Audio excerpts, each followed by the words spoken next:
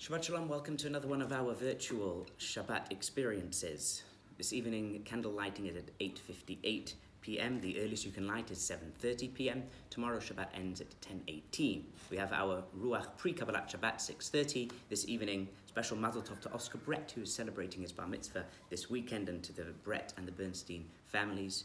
Chaim Aruchim to all those who are observing the Yahrzeit.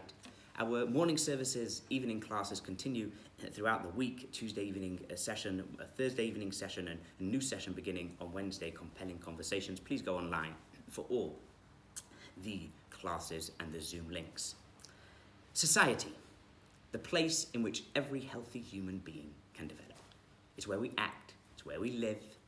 But society doesn't really exist independently without the individuals. Society is there to serve the individuals, not the other way around. Political regimes then, well, their job is to ascertain the needs of the many different members of the society, of the population. And if there's a conflict, then their job is to weigh these needs and hopefully come to a just and a rational decision. One example might be if someone is rushing to the hospital. They don't have time to stop at the red light. So their need to get to the hospital might outweigh the safe protection that the traffic light system was implemented to do. And they make a rational decision. Now, you might be interested to know that the traffic light, the first red, yellow, green traffic light the first traffic light actual signal was invented by J.P. Knight, and that was set up outside Parliament in Westminster. And that was more like the red and the green railway signal, and it actually exploded and killed a policeman in 1868. But the first red, yellow, green one was invented by Garrett Morgan. Now, he witnessed a car crash and in Cleveland, and he was actually the first African American, the son of former slaves, to own a car in Ohio. And when he saw the need, he invented the traffic light. Ironically, he also saw the need of firefighters inhaling smoke, and he invented a gas mask. Now, lots of this is interesting for the times that we find ourselves in. We see a continued breakdown in society. We see individuals who feel that they are being treated differently in societies. There's finger pointing. There's collective lockdown and curfews. There seems to be different rules for different people. And then there's those people that break the law in the name of their belief. And others, they just become victims of the carnage that is left behind. The needs of the individual and the needs of the community are actually shaking at their core. And this is 2020's corona and racism.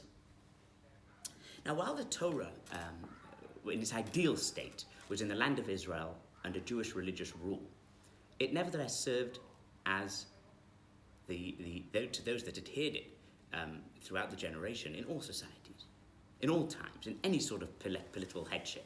And also has universal messages for not just Jews, but for everybody, because God ultimately is the creator of the entire world.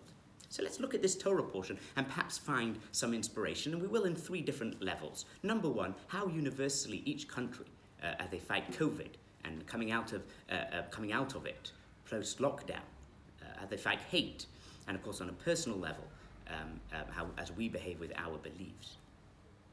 So this week's Torah portion, as mentioned, Parashat Nasso is the longest, and a lot of it is actually principally taken up describing the gifts that the princes of each tribe gave. They gave two gift dedications. One was for the dedication of the entire tabernacle, the Mishkan in the desert, and then a second one that they gave for the dedication of the altar. Now, the gifts that they brought for the tabernacle takes up a total of 2 verses, where it says the chieftains of Israel, the heads of each tribe, brought their offering. Then when it describes the altars one, it says the chieftains brought their offering, and it adds, and God said to Moses, Nasi echad layom, one chieftain each day shall present their offering. And it then goes and spends an extraordinary 77 verses describing and repeating each tribe's dedication, each tribe's gift. And ironically, it's exactly the same gift. Now, the Torah, we know, is concise. It speaks in short tongue. Why then here does it go so into detail for each one?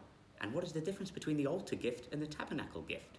That one is 2 verses and includes everybody, and the other one is more specific. The lesson is clear. The Mishkan is our home, it's our society. We are all equal partners there. No one dedication is more significant. In fact, it's the subtotal of all the dedications that we have. It's a collective place. Then there's the altar. That's the personal experience, where each one has its own needs, its own time, its own expression, and then for its own number of verses. Now, everyone has good days. Everyone has bad days, things that are easy for them and things that are more difficult for them. So the actual dedication really is sort of the same, but the personality, the intention, the mystery, the sacrifice, the dedication, that's unique to each individual. So the message is clear. We need to have a collective set of directions on which a healthy society and world can operate. And now an ideal place to begin from the Torah's perspective is the 7 Noahide laws. That is for all humanity. And if we're united and dedicated and sacrificed to it, then we find the common essential good of every person and their unique space within the collective whole. Now we also need a similar collective communal adaptation for post-lockdown, for the next foreseeable future. Every synagogue, every community will need to use its own creativity, tailor-making smaller services perhaps, using skill sets. Maybe youth services and children's services will be in the parks or at home. For the vulnerable, they come in their time, not all at once. Some examples. And of course, the local understanding, it will adapt accordingly. And here the unity is the common need and level of spiritual quest and the service the community provides. And finally, the last one is personal fulfillment and expression. Every individual in their home, in their lives, are their own altar. Now, this requires real commitment and dedication, because sometimes we need to sacrifice our own perceived wants and our own perceived needs to a more godly one, and using our own abilities and traits. Society, we began by saying, might be there to service people, but society needs people to serve it. And these are when the leaders come, and that service lies within each and every one of us. May we all be blessed with happiness and peace and good health. Shabbat Shalom.